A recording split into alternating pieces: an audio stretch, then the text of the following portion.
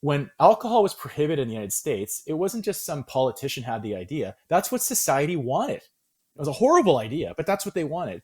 And then when they had that for a few years, they saw how it backfired and how problematic it was and what a waste of time, and how people like literally did go blind for moonshine. Like that actually happened, and some people did actually die from alcohol poisoning because of the increased potency that we know comes with alcohol or any substance prohibition.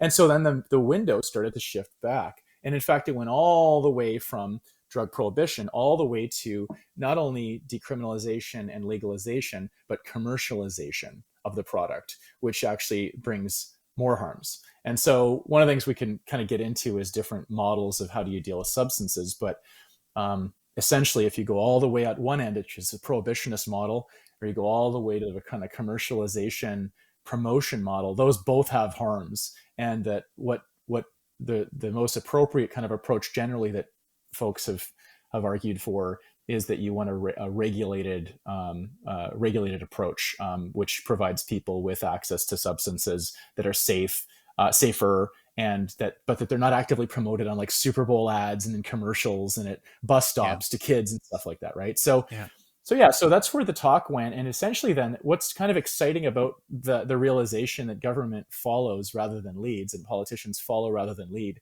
is that we don't have to spend all our time trying to convince them of stuff. We can actually spend time in our communities and with people in our circles of influence, people we actually know. Not many of us actually know any politicians, or maybe we've met our MP once or MLA once, but we are in community, and we're actually going through a societal shift right now, and it's slow, but that's how things change. And look, we've been at the war on drugs and drug prohibition for over a century. Like I started out by saying, I was indoctrinated in a societal view of substance use, and so it's going to take some time to get out of that. But that means that books like the one that I wrote for a public audience. I didn't write a policy paper for government. They already know the proposals and solutions. That's why I'm also spending time, for example, going on your show, because you guys reach people and you're talking to people and changing minds. And so that's kind of the whole idea, is we want to be spending more time doing that. And then the politicians are going to look back and go, hang on a second, whoa, we're going to lose our jobs if we don't get on board.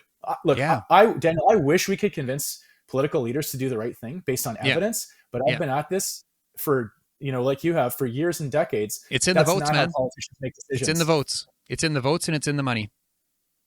That's it. Right? Yeah. Donna looks like she has something to say. No, I was just agreeing wholeheartedly. And I love the reference to the prohibition of alcohol. It's very early on, I recognized the sort of parallels to what we're facing now. Mm-hmm. So you mentioned something there about the harms that come along with commercialization. Maybe can you just briefly unpack that for a minute? Because like I mentioned in the question earlier, there are advocates that are seeking unfettered access, go and buy a bottle of vodka and pick up a side of fentanyl while you're at it. What are your thoughts on that?